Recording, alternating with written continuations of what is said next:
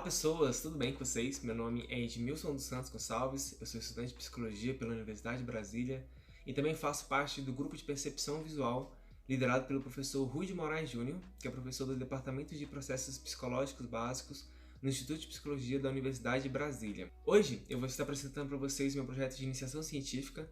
O nome do meu projeto é Emoções e cores de estímulos visuais influenciam a preferência de conteúdo e a autoexpressão de pessoas depressivas em redes sociais de compartilhamento de imagens? Antes de eu começar a falar sobre a pesquisa em si, acho que é bom dar um contexto um pouco sobre as pesquisas de percepção visual e os sintomas depressivos. Dentro da literatura de percepção visual, a gente tem bem consolidado que pessoas que sofrem de depressão ou de sintomas depressivos acabam sofrendo algumas alterações perceptuais em relação ao funcionamento para algumas funções cognitivas, como por exemplo a nossa capacidade de reconhecer expressões emocionais, capacidade de reconhecer emoções de felicidade, de tristeza, de nojo, entre outras também.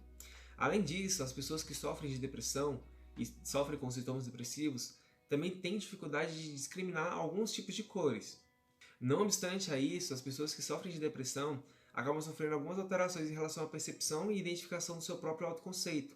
Questões relacionadas à comparação social e desejabilidade social são bastante afetados por esse quadro clínico. Dado tudo isso, essa pesquisa tem como objetivo verificar se existem diferenças dos critérios utilizados e nos comportamentos dessas pessoas dentro de uma rede social de compartilhamento de imagens. E para isso, a gente adotou um procedimento experimental totalmente online.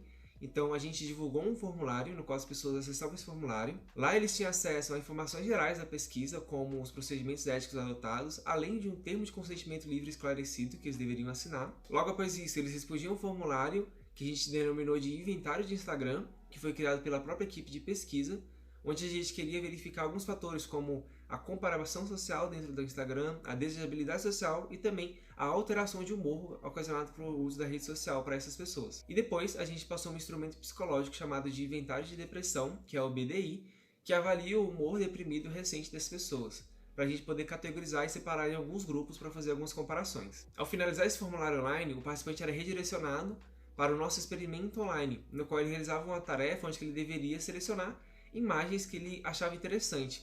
Esse experimento simulava uma rede social de compartilhamento de imagem. Nesse experimento, a gente apresentou as fotos com duas manipulações experimentais. A primeira delas relacionada às expressões emocionais das pessoas nas fotos e a segunda em relação às cores.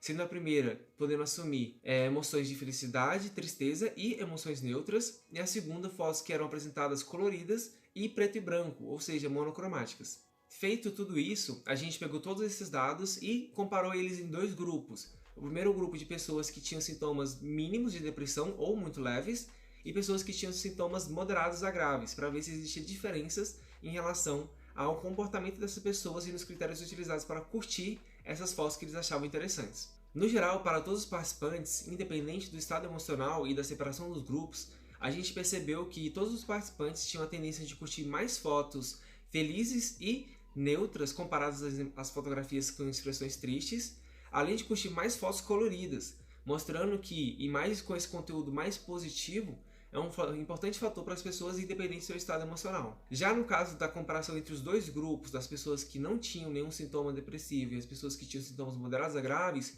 a gente não identificou diferença estatisticamente significativa entre esses dois grupos, mostrando que o estado emocional não difere nos critérios utilizados para poder curtir essas fotos. Outra investigação que foi feita nessa pesquisa foi a correlação dos fatores de comparação social, desejabilidade social e alteração de humor com os critérios utilizados para curtir as fotos no Instagram. Foi verificado que a correlação é muito baixa para poder ter qualquer tipo de diferença e que esses fatores, embora eles estejam presentes na utilização da rede social, eles não afetam de forma significativa esse tipo de comportamento.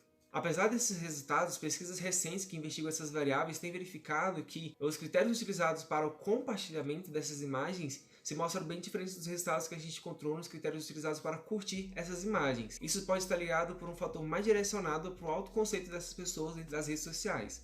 Isso mostra pra gente que mais pesquisas têm que ser feitas visando investigar esse fator de compartilhamento, o que vai ser a segunda parte dessa pesquisa.